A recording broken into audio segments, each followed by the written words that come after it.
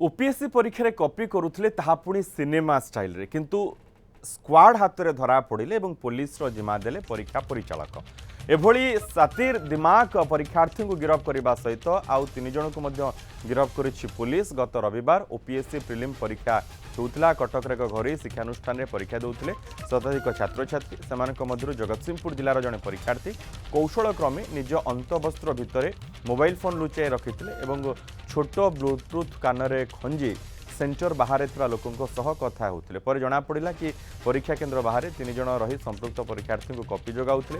यही घटना संपृक्त परीक्षार्थी एवं अन्य 3 जन को गिरफ्त कर पुलिस अधिक तदंत जारी रखी।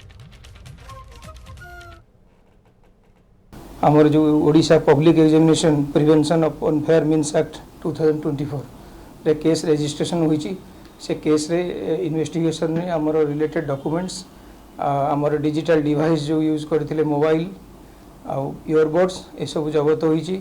ता संगे संगे से पिला माने जो माने ताकू सहाय्य करिया पई बाहर थिले आउ 3 जण सेमानकु मध्य पुलिस आमर कटक यूपीडी पुलिस धरिबार सक्षम होईची।